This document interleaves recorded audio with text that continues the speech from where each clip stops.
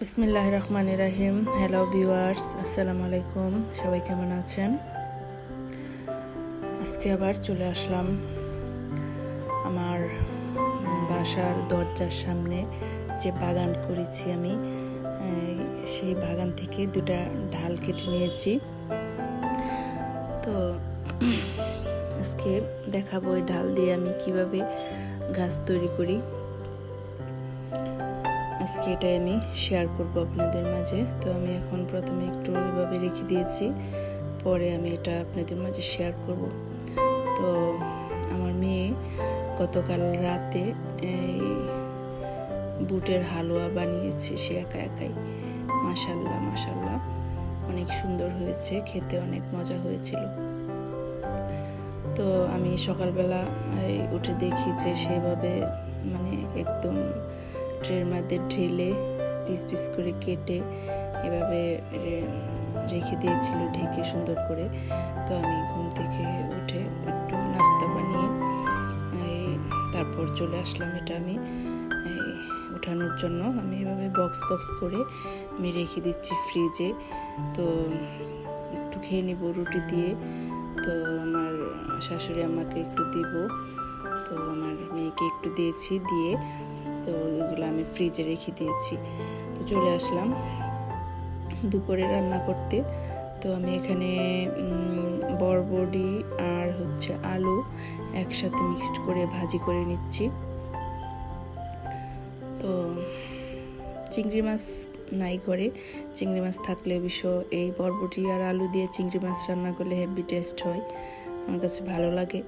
তো আজকে চিংড়ি মাছ ছিল না বলেই আমি এইভাবে ভাজি করে নিচ্ছি। তো এভাবেও ভালো লাগে যদি ভাজিটা একটু হালকা কড়াভাবে করা যায় আর কি। তো আমি বেশি একটা ভাজি নাই, তো একটু নরম নরম ছিল। তো যাই হোক, ভাজিটা করে রেডি করে নিলাম। আর এখন একটু মাছ কিছু আমি হলুদ মরিচ লবণ দিয়ে মেখে রেখেছিলাম, তো এগুলো আমি এখন একটু হালকা ভেজে নিব তো তরকারি রান্না করার জন্য। তো একসাথে একটু বেশি করে মাছ ভেজে নিচ্ছি। তো কিছু দুপুরে একটু রান্না করব আর কিছু রাতের জন্য রেখে দিব। তো রাতের মাছটা আমি রাতেই রান্না করব, জাস্ট একটু মাছ ভাজি করে রেখে দিব আর কি। আর অর্ধেক মাছ দুপুরে ভুনা করব হালকা আলু দিয়ে। তো কাঁচা মাছ আসলে খেতে ভালো লাগে না, তরকারিও কোনো টেস্ট লাগে না, ভালো লাগে না। তো আমি এদিকে পেঁয়াজটা চুলায় বসিয়ে আমি ফাঁকে সবজিগুলো ফ্রিজে রাখার জন্য বক্সে ঢেলে নিচ্ছি। তো জোসনা খালা আমাকে সব রেডি করে দিয়ে গিয়েছে। তো আমি পেঁয়াজ আলু এগুলো আমি বক্সে রেখেছি। আর এদিকে আমার চুলার পেঁয়াজটাও লাল হয়ে গিয়েছিল, হালকা বাদামি কালার হওয়ার পরে এখানে আমি মশলা দিয়ে কষিয়ে নিচ্ছি। চিকন করে আলু পোলে দিয়েছি। আর একটু আগে যে আমি মাছ ভেজে রেখেছিলাম এগুলা দিয়ে আমি এখন একটু রান্না করে নিব। অল্প পরিমাণে একটু পানি দিয়েছি সিদ্ধ হওয়ার জন্য। তো তরকারিটা আমি ঢেকে দিয়ে এখন আমি বাকিগুলা গুছিয়ে নিচ্ছি। এখানে কিছু রসুন পলা ছিল, তো এই রসুনগুলোও আমি বক্সে রেখে দিলাম, ফ্রিজে রেখে দিব। আবার কিছু কাঁচামরিচ রান্নার পরে এগুলো বেঁচে গিয়েছিল, তো এগুলো আমি এখন ফ্রিজে উঠিয়ে রাখবো। তো আমার তরকারি রান্না হয়ে গিয়েছে। তো আসলেও খুব দ্রুতই হয়ে যায় এভাবে রান্না করলে। তো ইলেকট্রিক চুলা রান্না করা অনেক সহজ, গরম লাগে না বেশি একটা, ভালোই লাগে আমার কাছে। তো আমি অনেক অভ্যস্ত হয়ে গিয়েছি, আজকে 2 মাস যাবৎ ইলেকট্রিক চুলায় আমি বেশি করে রান্না করে রাখি। আসলে সকাল দুপুর রাতের 3 বেলায় রান্না করি, ভালোই লাগে, খারাপ লাগে না। তো এই যে বলেছিলাম না আমি শেয়ার করব আমার এই মানি প্ল্যান্ট গাছের কীভাবে আমি তৈরি করি।